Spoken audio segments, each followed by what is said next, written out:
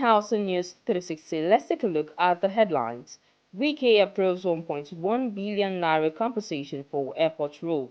Auditor General uncovers 4.6 billion naira unapproved spending in Umahi's ministry.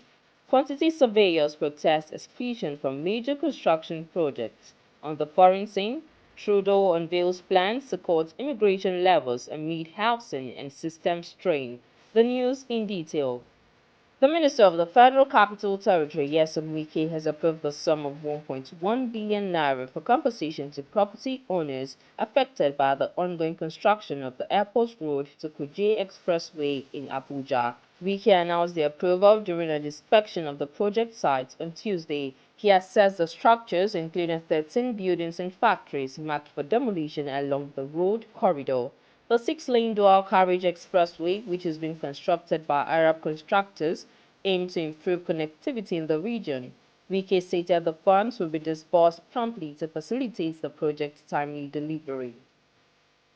An audit report has uncovered financial irregularities totaling over 4.64 billion naira in the Federal Ministry of Works, raising concerns about systematic non-compliance with financial regulations and procurement laws. The findings contained in the Auditor General for the Federation's annual report cover activities between 2020 and 2021 and reveal significant lapses in internal controls under Babatunde Fashola, the former Minister of Works and Housing.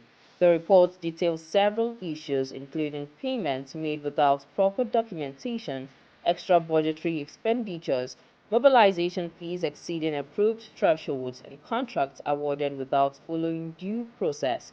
The Auditor General's report attributed these anomalies to weak internal control mechanisms in the ministry and warned of risks such as fund misappropriation and loss. Despite queries, the ministry failed to respond to these issues. The Auditor General recommended that the Permanent Secretary justify the payment, recover the funds, and remit them to the Treasury. The Nigerian Institute of Quantity Surveyors has expressed concern about the non-inclusion of its members in major construction projects. It cited this as a contributing factor to incidents of building collapse and poor road construction in the country. The president of the NIQS, Kene Ezekwe, stated this at a news conference in Abuja on Tuesday at the Institute's forthcoming 2024 annual general meeting and conference scheduled to take place in Port Harcourt, Rivers State. He said the conference themed strengthening quantity surveying practices and processes for growth and sustainability in a turbulent economy reflected the urgent need to bolster the quantity surveying profession to effectively respond to Nigeria's economic challenges.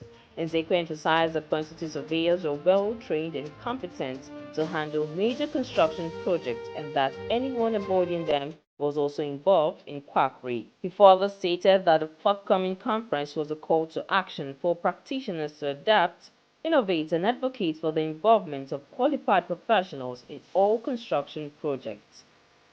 In Lagos, the state government has evacuated residents from distressed buildings in Surulere and Apapa area of the state.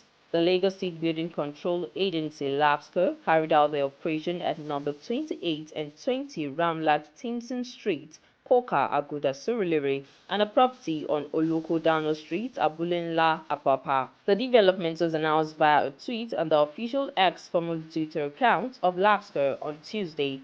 The buildings were identified as structurally unsafe, posing significant risk to their occupants. The tweet included several pictures and a video showcasing the dire condition of the distressed buildings from which the occupants were evacuated. In the video, the cantilever of a residential story building displayed visible and alarming cracks, with exposed reinforcement boards due to significant cement erosion. The same footage also captured a LAPSCO official tugging on a two-story building in the compound, causing a section of the cement to crumble with minimal effort, further highlighting its precarious state.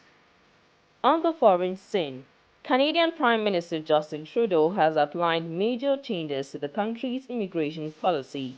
Over the next 3 years, Canada will reduce both permanent and temporary immigration levels. This decision aims to address the challenges of rapid population growth, housing pressures, and exploitation within the immigration system.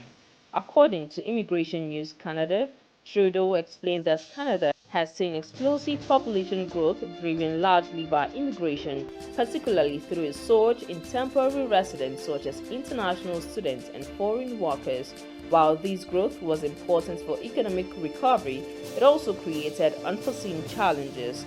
Trudeau acknowledged that the country's immigration system has become vulnerable to abuse and exploitation, which needs to be addressed. More stories on Housing TV News at the top of the hour.